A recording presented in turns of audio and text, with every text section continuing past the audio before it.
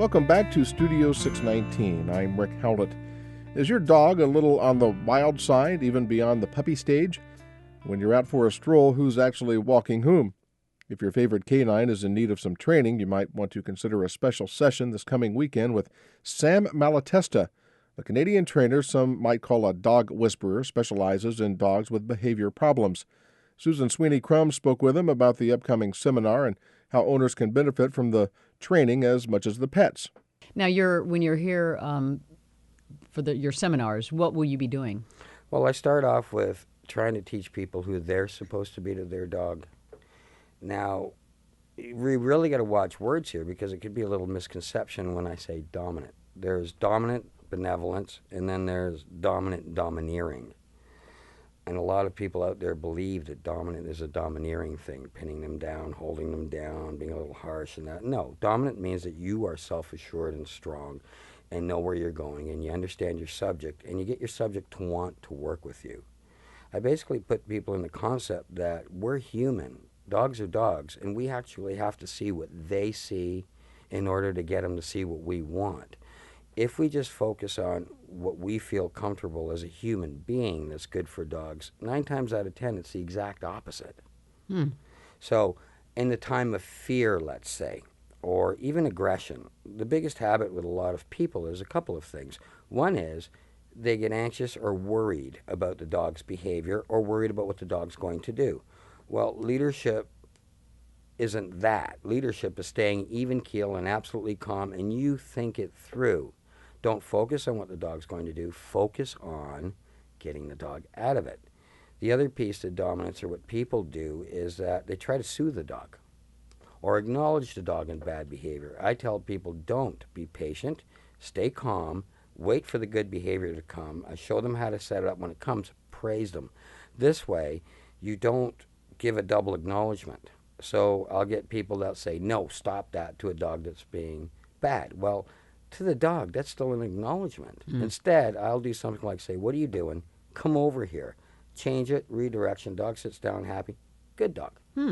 I'll walk a dog and work at an exercise, and if the dog is walking, I don't ask it to look at me or try to pay attention to me. I will wait patiently till it does look at me, and then I will acknowledge it. So I'll give back a dog exactly what it's giving me. So if it doesn't give me anything, I'm not apt to be impatient of it trying to give it to me. I'll just wait patiently for the dog to do it. And my philosophy is that they don't live as long as we do. So I'm more patient than they are. I've got a lot more time. So that's the key to what we really do. Your T-shirt says, read what that says to me. It says your dog will look at you when you're worth looking at. And I really believe in that philosophy. I mean, I think we picked that up a couple years ago. And I said this to a person, your dog won't look at you because it doesn't think it's worth it, or you're worth it. And in all honesty, when you really think about that, people will look at each other when we all have something valid to say. And we will pay attention when there's validity in the conversation. When there's not, we're looking at the ground trying to get out of here. Well, if you watch a lot of dogs that are walking the sidewalks, they're sniffing the ground. They will look at a pole. They will look at the cat across the road or the kid. Meanwhile, the owner's standing there trying to say something, and the dog doesn't pay attention. So that's not something that the dog did. That's something we did to that dog. And sometimes we indirectly make the dog more important than we are. And once something knows that, then your conflict begins, because you'll see people where they dote over them. They put a lot of attention into them. My God, the dog's not happy and all this stuff. And that's our human side.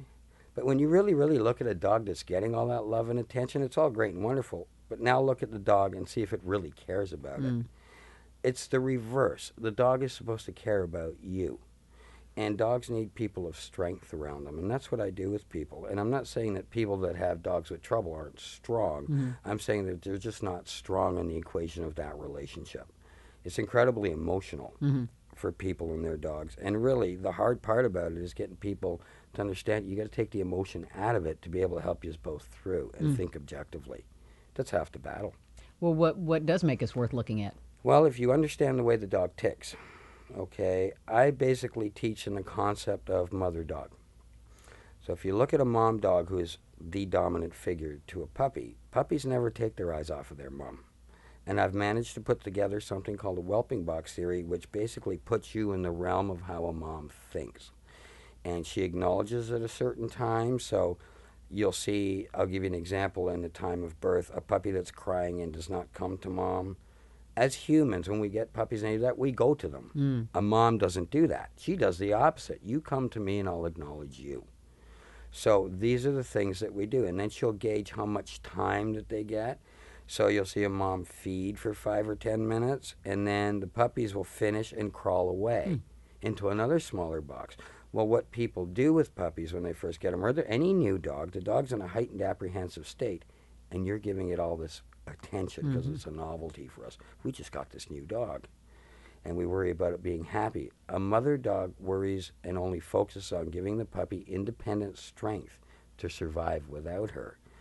People tend to go the opposite and saying, I get strength from my dog, in a lot of cases of people that I meet. And it's really about giving that dog strength to walk with you, to be in handling it outside. So you'll get a lot of dogs that are absolutely wonderful in the home, but the minute they walk on the sidewalk, nothing exists. That's because you made them so important.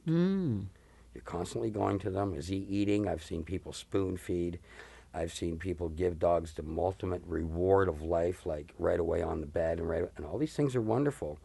But I earned my privileges and gifts of life because I've worked hard, and I'm sure everybody in this room has. For some reason with dogs, we give them everything without having to work. Now, if you take that dog out of the equation and did that to a child, what would you have when it grows up? Spoiled, rotten. You wouldn't be worth looking at as a parent. So it's about putting it in a perspective of knowing when to pat, knowing when to acknowledge, knowing how to raise them. And when you truly know something or somebody, they'll look at you instinctually and they'll follow you everywhere. So it's really about gaining the dog's respect by knowing what the dog is all about. And that's basically what I teach.